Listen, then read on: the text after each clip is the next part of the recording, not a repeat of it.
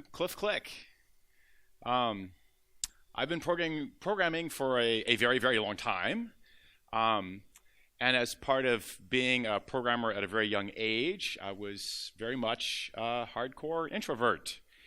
And along my life journey, I discovered some interesting aspects about myself, which in recent years I've been sharing with other people and seem to have found a resonant chord. So this is not a technology talk, as maybe seems obvious from the title, but it may be a talk that impacts you sort of more directly. So I ask that we make this space a safe place, because you might have an emotional response, and if you do so, that's okay. And if your neighbor is having an emotional response and they're feeling something inside, let them be. Let them have their emotional response. Honor their state as your own emotions are honored, right? So just let people be who they are and feel what they feel, because maybe I say something here that you felt for a very long time but didn't know that you knew it. So I'm going to go through a short story about emotional processing. And this story has played out in my life a dozen times, 100 times, a lot. And in each case, it's a little different from what exactly happens, but take from these stories, what matches with your own experience, because your experience will be different than mine. So at some point, I'm coding. Well, I love to code, so I code a lot. And I'm in the flow, and I am missing my chair. But I don't think I need it here. Let's see what happens.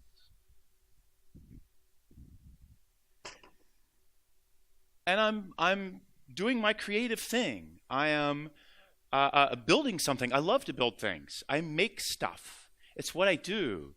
And my creativity's up. My emotional armor is down. I'm in that good space, in the flow, when somebody approaches from behind. Hey, Cliff, what the fuck? I just showed that new code to a customer and it crashed. And I'm utterly unprepared for that assault. I'm shocked into silence. My peace has been shattered. Code and angry words are reverberating in my head. You're supposed to be some hotshot. Why didn't you test it? Well, of course I tested it. It's still alpha code. It has many known bugs. Your crap is crap. Get out of my sight. And the attacker walks off. And I am left reeling. And maybe an hour later, I calm down and I come up with that snappy comeback, that witty response. But I never figure it out in the moment when that happens. What just happened? Why am I stun-locked by a verbal assault? The speaker should have known that the code was barely baked. The entire dev team certainly did. And why yell at me for doing something foolish? Obviously, I was not the fool. But that's the wrong question. Because why fools yell is not important. Fools do. The right question is why was I impacted so? Why did it tear me up so much? It's because I can't do verbal processing and emotional processing at the same time. And figuring this out has been profound for me because I can compensate for it now. It makes this huge difference in my life. So let me do this again. A little slower, but work through my emotional state. What's going on in my head, right? I'm coding. I'm in the flow. My head's down. I'm hacking away. Oops, jumped the gun. Fine. My emotional armor is down. My creativity is up. It's in the good space. It's the reason I'm here. I'm building something, and I'm having fun doing it. And suddenly, the assault. Hey, Cliff, what the fuck? This is a verbal assault on my ego. And I'm recovering from getting hit. My fight or flight response is kicking in. My head is still full of code and logics and now angry words. And before I figure out what he did and why he's mad, he attacks again. Hey, you're supposed to be some hotshot. Why don't you test it? Oh, this one's an ad hominem attack. It's name calling. Supposed to be. That's a direct assault against my self-esteem. Why didn't you test it? Well, that's evidence of my poor coding skills. Of course I tested it. And like most people, I'm proud of my skills. Well, these are all me emotionally processing this attack. And at some point, my ego guard goes up, my shield is blocking, no more verbal assaults will hurt me, and I start to make judgment calls about his character. Why is he yelling at me? What did he do?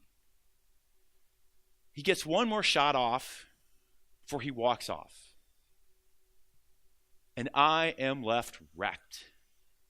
Completely pulled out of the flow. My adrenaline is flowing. I'm in a fight or flight response. It'll be hours before I can code again. This guy has just wrecked my day. Slowly I calm down, and my adrenaline ebbs, and my intellect kicks in. And I start to think the conversation and play it back in my head over and over and over and over and over. I'm spinning. And eventually I come up with an intellectual response. Oh, I should have told him this. But that snappy comeback, that witty reply, it never happens at the moment. It happens hours later. And it takes me most of my life, 2/3, before I realize that I can't do verbal processing and emotional processing at the same time. I just can't. That verbal assault, that starts me doing emotional processing. Why am I being attacked? Am I not worthy? What did I do wrong? And I'll not have any words until I sort myself out. And in the silence, he's free to attack again, and they typically do. So what can I do about it? Well, it turns out that once I figured this piece out, the next step's actually pretty easy. I make an action plan. Okay, if I get attacked and I have no words, what do I say? Well, I can't make up words at the moment of the attack. But I can memorize words beforehand. Rote words, blind words, useful for all such attacks. Really simple. I need space, I'm leaving. That's it. And walk away. Run away, hang up the phone, block the text, hang up Skype, whatever, end the assault. Block, ignore, cancel, leave the attacker behind. It's abuse. You're receiving verbal abuse. No one needs it, pure and simple. Get out of it. And when I get away from it, I can find my non-word, non-verbal silence. I need a no-word silence. And then I find my peace and my zen, get myself centered. Know that I am not to blame. I did not ask to get assaulted. If you fall off your bike and you skin up your knee and you road rash real big and it hurts, you did not ask for that. So know that you're not to blame for falling off your bike. No more are you to blame for a fool coming up from behind you and attacking you. You are worthy. I am worthy. That assault was not needed. Now what? Hey, Cliff, what the fuck? And your crap is crap. And the fool walks away. The fight is over for the fool. He got what he wanted. He vented. But it's not over for me. My warrior has picked up my ego armor to defend against more verbal assaults. And my adrenaline is pumping. I'm in fight or flight response. I have adrenaline charging through me. I am ready to go. That stress does not just fade away. It sticks around for a long time, maybe for years. And maybe you know or know of somebody who's carrying a huge amount of stress that they're carrying for years. I'm angry right now. I need to do something right now. And I'm angry, and I want to attack somebody. I just got attacked. I want to do something about it. But I'm smart enough not to attack somebody who's dangerous. I want to attack somebody who's safe to attack, like kicking the dog, or the spouse, or the kids, the person next to me. And that's wrong. I'm angry at the fool, but I'll attack who is safe. And that makes me wrong twice. Once, because I end up attacking the very people who are trying to help me. Innocent bystanders who maybe saw the attack, they're feeling my pain, and they want to help. And they don't know how to help, but they'll listen to me vent, and I end up attacking them. And twice wrong, because my anger isn't directed at the source. The fool is safe to attack me again. That sales guy who took the alpha pre-engineering code and walked off. He just stabbed the golden goose who's trying to lay the golden egg that he wants to sell. And he didn't know it. He does not understand. So he'll attack again someday and wreck another golden goose and stop the delivery of the golden eggs that he wants to sell. And yet, I still need to get the anger out, because stewing on it, spinning around in your head, that leads to depression. It's anger turned inward. And high stress and the anger leads to all kinds of health issues, depression, all kinds of stuff. I need to get the anger out of me, but not at the fool, not at my lovely girlfriend, not at the dog. So how do I get adrenaline out? I need a physical activity to use up adrenaline. And not at means don't focus on a person. So go for a run. Go to the gym, take a walk, get a tennis ball, imagine the fool's facing the ball, and smash it, and smash it, and smash it, and smash it, until you are burning up with energy, until you sweat, and your anger is burned out in the energy and the motion and the action you do. And once the anger fades, start working through the emotions and accept what happened. I just got attacked by an idiot. Some fool attacked me. That's what really happened, except I got attacked. And start to move on. Go past that, right? Harvest the best, toss the rest. It's a good way to think about it. What can I learn? Well, I can learn this guy's an idiot. I can learn he's going to attack me when he makes a mistake. Okay, maybe I can do something about that. Harvest the best. Maybe I can tell his boss that he's busy stabbing the golden goose, laying the eggs he wants to sell, and he needs to talking to, right? For me, it turns out that I talk to the village. What is the village? Well, it's anyone around me. It's friends and family, coworkers, strangers, whoever. Talking it out helps me work through and process the emotions. For you, it might be different. Painting, singing, riding, sailing, long, quiet hikes in a beautiful place. It's not like getting the anger out, which demands aerobic activity.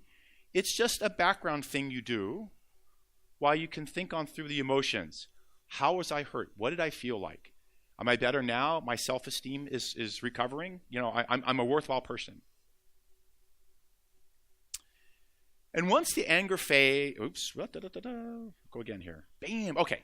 So basically, I need to know that I need time to sort it out, time and space. And I have to give myself that time. So when the hubbub of life settles down and you have to finish your workday and you have to commute home and then you have to have dinner and the kids need their attention and you have to get them to bed and da-da-da-da-da-da-da. And when all that settles and it gets quiet, don't fill this quiet space with noisemakers. Loud TVs and movies, loud friends with loud alcohol. But instead, work through what happened. Just like a body injury, if you skinned your knee, my soul needs some healing time. I need to know that I'm okay. I just took a ego bruising, a beating, and I need to recover from that. Okay. So let me go through some more short stories that are more maybe things you can appreciate that happen all around you every day. So here's some more personal stories now about me. This same pattern shows up in my love life. I was married 20 years, 4 lovely kids. Divorced about a decade ago. And I dated a bunch after my divorce. And a few months in, after any dating and we're having a good time with whoever I'm dating with and things are going well, and I get, hey, Cliff, do you love me? And immediately I'm speechless. And I'm thinking, what if I say no? Will she walk away? Is she so concerned with love at this point? It's just been a few months. I like her a lot, but love so soon? It takes longer. And as for my actual feelings, that's a deep soul search, which I can't do while she's hanging on me and whispering in my ear. I'm way too distracted physically. And in my silence, what does she read? Rejection? Does she need a verbal affirmation? More worries, more concerns. I'm stun locked doing verbal processing. So same solution. Prepare words ahead of time before I'm locked into the emotional processing at the moment. I really like you. but it's not love, at least not yet. I don't know really. I have to search my soul to answer that. And I can't do that now. That takes days. Notice I didn't say minutes. It might be different time for each of you. But for me, that kind of a soul search takes a long time. And I want her to know that I'm working on it. It hasn't been forgotten. But don't expect an answer right away. Give me some time to figure out where I'm at. Same pattern in my sex life. So, hope I don't push anyone over the board here. Sex is highly emotional for me. High emotions, I cannot talk. I cannot talk during the act at all. No amount of poking and prodding has changed that. Knowing full well that I want to during the act, I cannot. But I can listen, and I can act on what I hear, and I can speak with my own actions, but no words. Same kind of problem, same kind of solution. Speak the words in the light of day. Hey, we're going to have a romantic evening. As the evening progresses and we get more physical, I'll become less and less verbal until we reach a point where I won't be able to talk anymore. And I say this to her. And if she understands, it works. It's all good. And if she does not, maybe we're not a good match, right? So saying it helps the other person understand where I'm at. And they can make their own compensation. They might want to hear sweet nothings whispered in their ear, but if they understand where I'm coming from, they'll accept them before and after and not during. It's okay. Okay, same story, but in somebody else, right? And other people all around. Somebody's excited about a solution. Oh, I've got this problem fixed.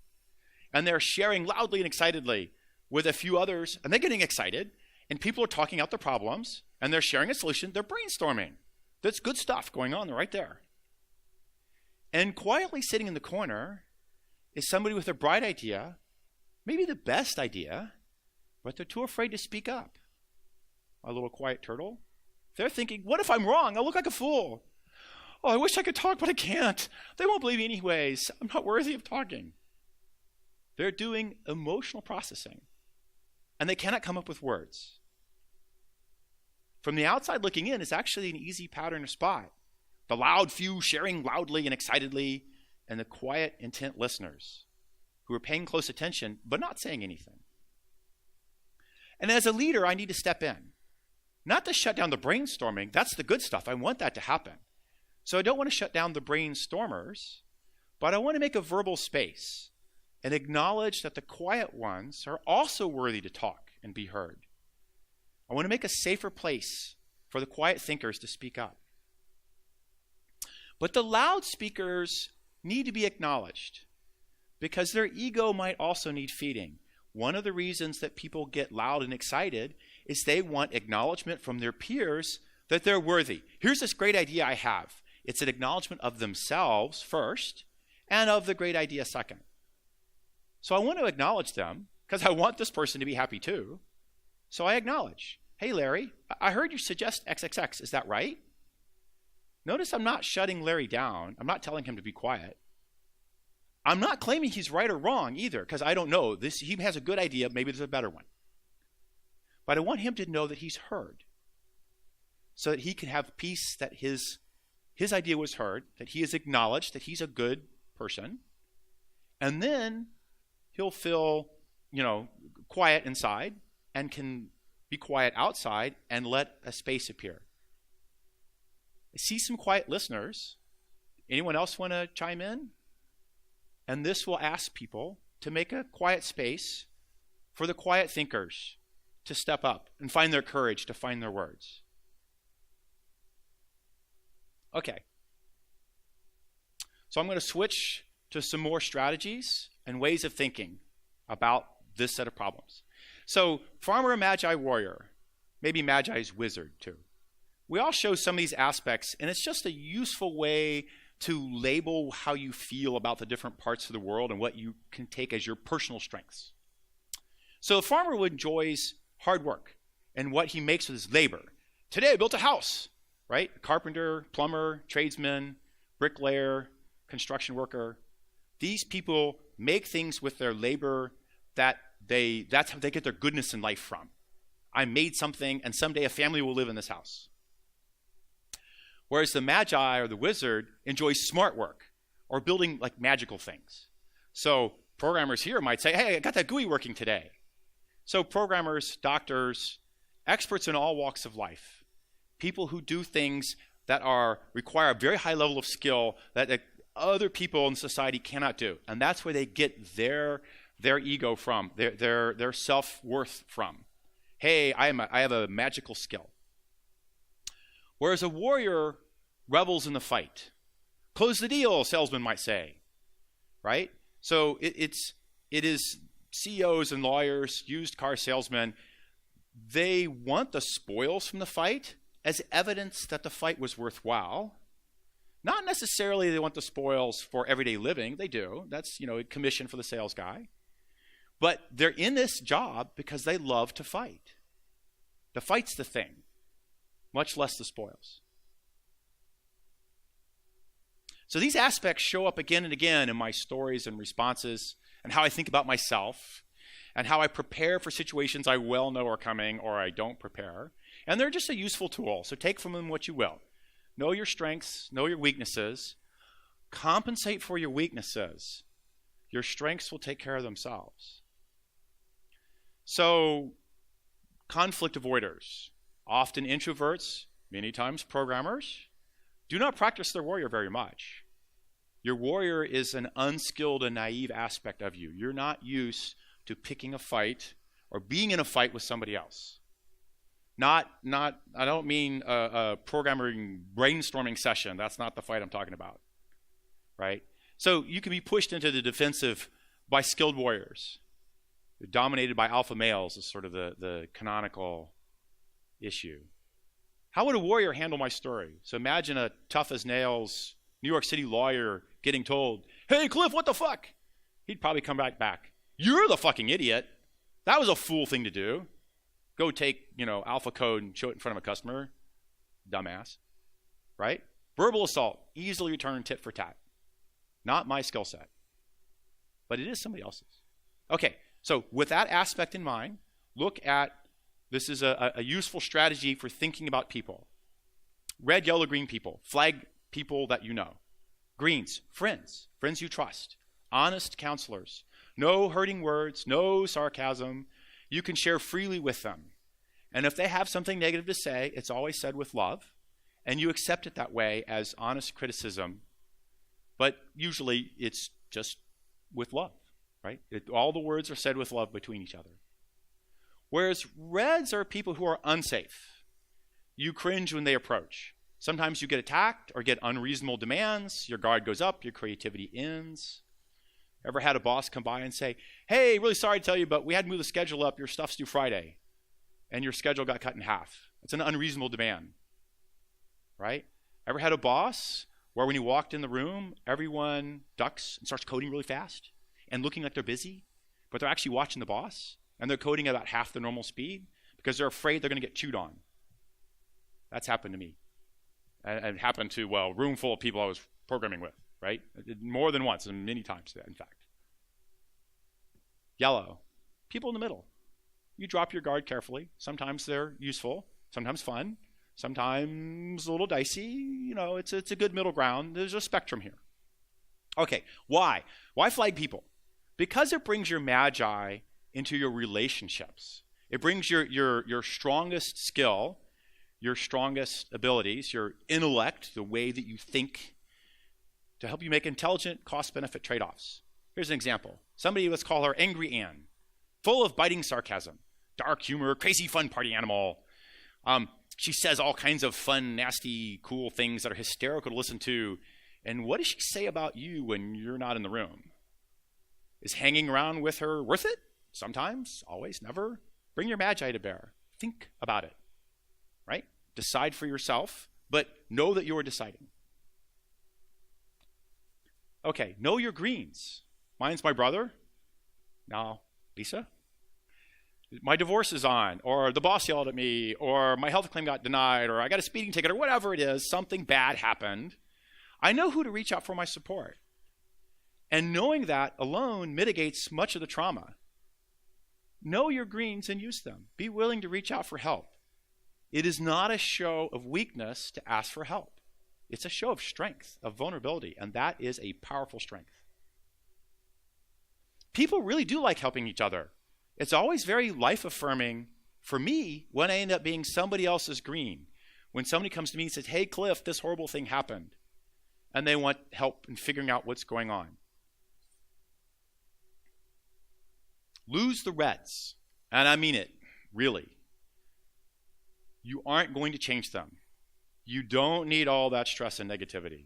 Your passion, your love, your skill, the things you do best in life will all suffer while you're busy defending against a Rett. And it's worse if the Rett is someone close in your life, a boss, a parent, a spouse. You can get trapped into siege mode where you're getting beaten down into a massive sadness. You've met people who've been in there. If that's you, get help. You're crying for help inside, but no one's hearing you because it's still in you. Get it out.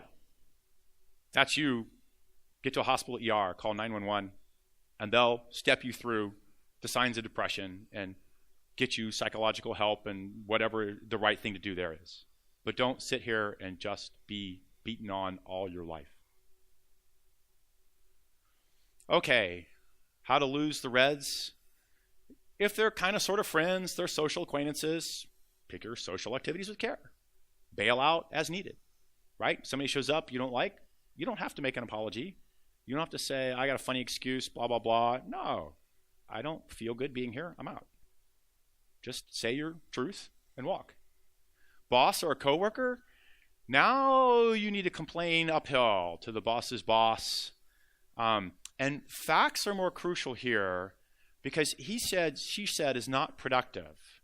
Assuming you value your job, but you still don't want to be around this very negative person, get some facts on hand before you start complaining.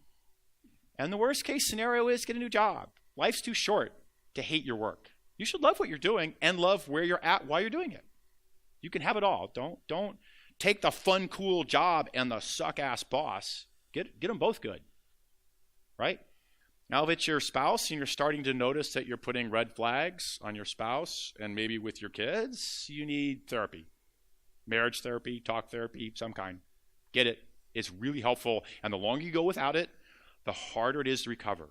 The sooner you go get talk therapy, the faster and easier it is to get those relationships recovered right. Okay. Change topic again. How many people know somebody who said, I love you so much, and they love too much? No matter how much you love somebody, they will not change. Change comes from within, not from without. I cannot change you, my gentle listeners. Only you can change you. And I might want you to change, and I want you to change badly. And you might know that I want you to change. But unless you decide to change, my wishes are for naught, and vice versa. Mind reading. Wow, what the hell is mind reading doing in here? No matter how much you love somebody, you cannot read their mind, nor they yours. So much broken expectations come from this. Your partner did something that hurt you? Did they do it on purpose? Why would they hurt me? I just need to love them more, and they'll stop hurting me. Bullshit. Much more likely, partner has no idea you got hurt. Mention it. Hey, that really hurt. What? Wait, no, I didn't mean to hurt you. And maybe, how did that hurt? I don't understand. And if they care enough, they will change. Not because you love them, but because they love you. And if they don't change, if they do that hurtful thing again after you've talked about it, rethink where you're at. Right?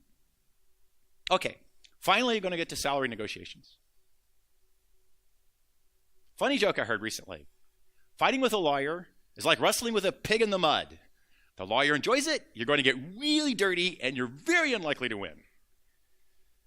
I think the fellow there is getting his run for his money, and the pig does not look like he's losing. In fact, he looks like he's just having a good run around the mud.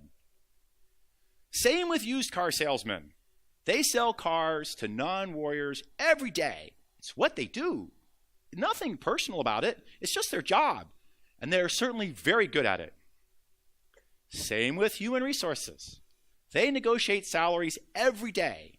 Nothing personal about it. No emotions attached. It's just their job to get your skills at the best price. The HR rep will have a salary range in mind and a list of skills they're looking for. And their job is to get those skills at the lowest price. And they're looking at a lot of candidates. You're not the only person walking through that door. And after the hiring is done, they'll step out of the picture. No hard feelings, no regrets, no real interaction with the hiring team. They'll check in now and again, make sure everyone's working okay. But it's your life and your standard of living for years to come. So what's it look like, right? There's a pleasant, hello, how are you doing? Everyone good? We're all happy. And then like any good warrior, the HR rep fires an acceptable but a verbal attack. So how much are you making now? Or how much do you need? They're very similar. And immediately I'm thinking, well, if I tell them how much I'm making now, I'll just get offered back a small amount above that, 10% more. I know I'm worth more. How is my self-worth being judged by a number? Does it make any sense? I'm emotionally processing. And my unskilled warrior's on the defensive. And pretty soon I'm back in that corner that says, oh God, I need this job. I better tell him. And then I get the lame offer. The fight is lost before it hardly began. I get a lousy offer, and I'm feeling underappreciated for years to come. What do we do about it? Acknowledge there is a fight. It's a polite fight. It's civil. The boxing gloves are on. We're all being nice to each other. But it's a fight nonetheless. And you would do what any warrior would do for a football match. Wrong kind of football, back and forth here. You'd prepare and practice for a fight, right? Your Magi, your wizard skills, your intellect will do your preparations. And yours are all very strong. That's why you're here. But your warrior will do the fighting. And your warrior also needs practice. And it's different from preparation. Very different. So prepare. I'm going to skip really quick here. Know your worth. Go look it up on a job board. Read books, Dummy's Guide to Interviewing, that kind of stuff. You guys know how to do this. I don't need to tell you how. BATNA, this I will explain. What's BATNA? Best alternative to a negotiated agreement. It's what you get when you don't get what you want. It's your plan B, your fallback position. Your warrior will need this information readily as part of a battle plan. I'm asking for this, they're going to offer that, they'll give me stock options instead of this, I'll get more vacation, I'll get, child care included, or the benefits, or da-da-da-da-da. There's some battle plan that has to go on where you're arguing out what it is you're going to get and what they're going to offer or not, and it's going to go back and forth. And at the moment, on the spot, you'll have to make decisions. So have a battle plan ready. A big chunk of that is plan B. They're not going to offer me what I want. I'm going to walk. What is the point at which I walk and say, I don't take this job? Know it before you walk in. Don't stare at the lowball offer and try to make the call on the spot. Your emotions will be raging too much. Figure it out before you walk in the door. So, practice. It's unlike preparation. It hits you in a different place. It trains the warrior's muscles. Preparation gives you intellectual ammunition, lets you think through what to do. That's your Magi at work. But your warrior turns knowledge into action. And this is what needs practice. So get a partner to play the HR rep, some safe green flag person, right? Set up a real desk in an office with, timing, be there at a certain time. You dress up nice, get out of your comfort zone. Partner's in the power seat. You'll feel that energy when you walk in the door. You'll feel being on the wrong side of the power seat, out of your comfort zone. And play out a negotiation. Hey, the tech team looked at your code working piece, whatever, and they were kind of, you spent too long at it, and you were kind of perfectionist, and we're not quite sure it's a good fit, and here comes the lowball offer, right? You'll feel that. And when you feel it, see how you respond. If you're still rocking back and forth and trying to figure out what it is you should be doing, you need more practice, right? So, common questions. How much are you making now? You don't have to actually give that number out, but you have to answer the question. So you just turn it around and say, I'm asking this because I'm worth it, because I'm really excited about this job, and my skills are a clear, obvious fit, and I really want to help you guys solve this problem. turn the question around, but you don't have to answer how much are you making, right? Spend the time at this. A few hours spent is a better salary for years to come. It's hugely worthwhile. Okay, so I'm going to wrap it up here. Salary negotiations. Acknowledge that it's a fight. It's a polite fight, it's a civil fight, but it's a fight. And like any fight, you would prepare and practice. The football, soccer players, they don't go to the field the first time to go play their opponents. They practice constantly. Preparation, that's going to use your strongest aspect already. And you'll do that, and that's easy. But practice will help another piece of you that maybe isn't so strong. Some people in this room might be, but for many, it's probably not. Give your inner warrior a fighting chance. Know what it is that, what your different pieces of your battle plan are, that when you're going to turn and walk away, what is a soft requirement that you'd love to have, and what is an absolute must, or you're going to walk. Know that before you walk in that door. Love. It does not change all. It just changes you. It might change you for the better. It might be great. But whether or not it changes you, you still suck as a mind reader. So don't assume. Ask. It's so easy to ask and so hard to ask because you don't want to know the answer because you're worried that, in fact, it's bad. Do the asking. Green, yellow, red people. Make the judgment call. It's really easy to do this call. This is a quick flag check you throw in your head. Hey, and then your Magi, your intellect can work through. Oh, yeah, I've been hanging around a lot with X, and that kind of felt lousy, and maybe I should not do that. Get the negative people out of your life. Right? And when I say red here, by the way, I'm not declaring a red person bad. I'm not asking you to say that person's bad. They're just bad for me. Right? They'll be good for somebody else, but I don't need this person in my life. Right? Lose the reds and lean on your greens because your friends will appreciate that they can help you. And when their attack comes and it hits you in that emotional space, leave in the attack. Find some space.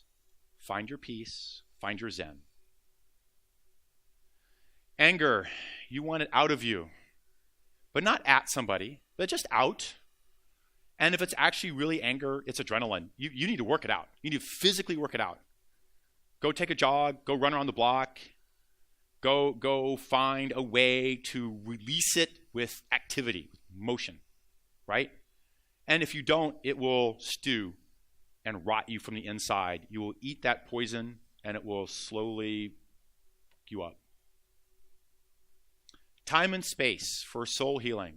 After an emotional attack, know that you need to heal. Just like you took a fall off your bike and you're all bruised up. You need a time and a space to heal the wounds. So give yourself that time and space. Find a quiet place to do quiet, recharging things. Self-awareness, it's a lifelong journey, and we're all at different places. People can be stuck for decades and then start moving forwards again. You've all met old men who behave like children. He who dies with the most toys wins. You've seen the bumper sticker. You've heard wisdom from the mouth of babes. Don't judge others for where they are at, as in turn you may not wish to be judged. Just accept, help them if they're interested in taking the help. You can't push help on somebody, by the way. If they're interested, they'll take it. If they're not, they won't. That's it. Thank you.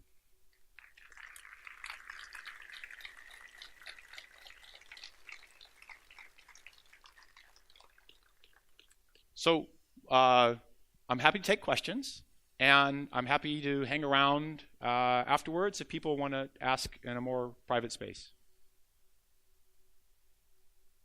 Yeah, in the front here. With the mic to the front. Hi, Cliff. I have a question. Can you suggest somehow how to estimate your price when you're negotiating? Because a lot of people are going to overprice themselves. I think so. Okay. So, what you're worth is what somebody will pay you. It's the standard, Adam Smith's economy solution, right? Estimate is you go look up on what other people are making, but if you go in for a job interview and you ask for a number and they say no, you'll have to make that call. Now, if they like you, they'll come back with a counter, and it'll be lower, obviously. But if you're okay with that, then it is, and that's what it is, right? So it's nothing new or special here. Just know that it's easy to ask too little, and if you ask too much and they're still interested, they'll drop a price and go again. You have to ask a lot too high to have somebody decide that you're just too rich and say no and not bother to counter, right? You have to be way out of range. So if you're there, then you're asking the wrong company for the wrong position. You should know that already. That should be pretty easy to tell. You said that you came to a realization about yourself that you cannot do emotional processing and verbal processing at the same time. Would you say that's just a realization about you yourself, or is that general for everyone? So I started thinking that it was an issue with just me, right? And I shared with some people at another conference on a smaller scale, and had a lot of people get very emotional and responsive right away. So I shared it again at a larger scale, not this size, and again had a lot of responses. So it may not be true of everyone in the room, but I suspect, given programmers and being who they are, and a lot of introverts, that it affects more people. And they are not the ones who will jump up and down and say me, me, me, me. So just because you don't see people saying this is me, it could still be them. And it might happen tonight in the quiet space, the safe space of their own home, that they sort through their own life, that they say, wait a second, some piece of this resonates with me, right? Hi. So you've mentioned not harboring the anger and aggression when being conflicted with a red person, like you label them. But do you have any practical tips in an office environment? You usually don't have the option to just, go and work out. Actually, you do. No. You do. If somebody does bullshit to you, walk away and go walk to the park. And it's not as good as going to the gym, but take your break right now and work out the anger by a fast, hard walk around the block. I've done tons of walks around the blocks, right? I need to go to the restroom. I don't care. Flimsy excuse. I get outside, walk the block, walk to the park, and come back in half an hour. And having done that exercise, I will have flushed out most of that anger. And I can get my zen back, and I can now deal with this idiot who's doing idiotic things and trying to blame somebody else for them, right?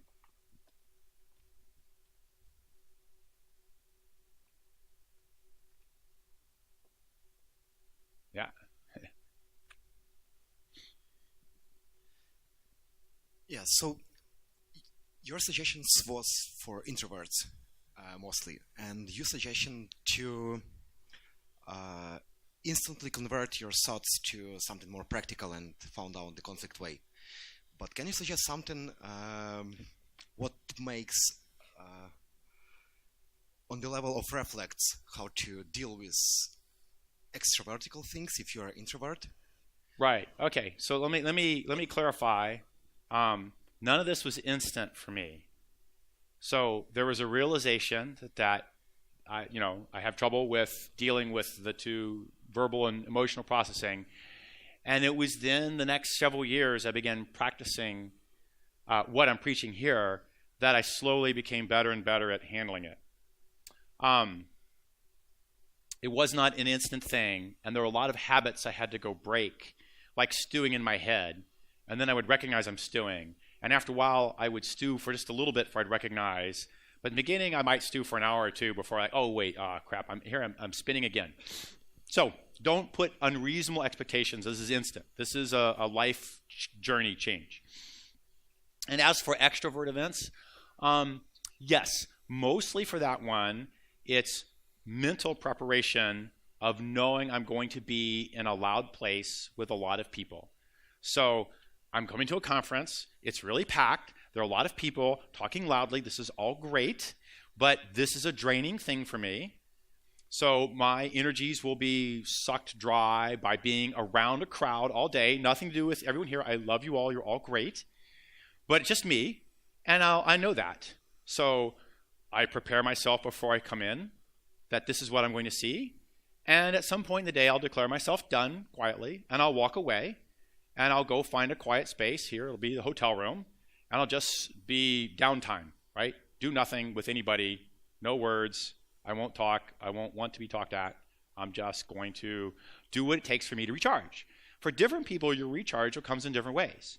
But just know, and the act of knowing, you'll know what works for you to prepare to go into a noisy space or a busy, loud, or whatever is going to drain on you. If you're an extrovert and you love the crowds, this is great. You're like, woo, I'm in here, I'm having fun, this is great stuff. But maybe, that's not everybody. Yep, we got somebody up here. Is this on? Yeah, super.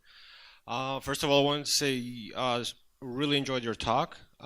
My question would be, every now and then I meet people who say, well, I have the job opportunity, right? Like it's supposed to be really luxurious, but the company might not be that great. So what would be your take about, would you rather choose a job who is maybe slightly less paid than your current job, but you know that the environment would be great, or take a job which is much more luxurious, but at the same time they'll probably kill you morally there? Right. So this is a call that you have to make, not me, because I don't know, but know what the trade-offs are. If you go to that lower paying company that's more fun, you'll have more fun. While you're having fun, your creativity and your energy are up. While that's going on, you can learn more stuff, you can explore more things, you can do other bits because you're not getting ground down by the massive corporate whatever the negative thing is. I mean, I don't know what the negative thing is, right? So some of my most fun has come from small startups with low pay. Know that that's there. On the other hand, if you're trying to start a family and you're trying to buy a house and you're trying to buy a car and you're trying to get the minivan and whatever it is, and at this point in your life, you need the money, suck it up, buttercup. Go take the corporate job. Know that it's not forever. And the knowing that it's not forever lets you know that at some point you can bail from this. But right now you need the money. And the money will make the other parts of your life better. And you can focus on the joy with your family and suck it up at the office until you're ready to be done with that shit. And maybe it's not so bad after you've been there for a while. I don't know. But know that it's not permanent, right? That you can walk away at some point because there is this other lower paying job that's a lot more fun. It's out there. That's part of your BATNA, right? I have this suck job that pays good. But what's my plan B? Well, my plan B is to go find another startup that I'll work at a 20% discount, but I'll have a lot of fun.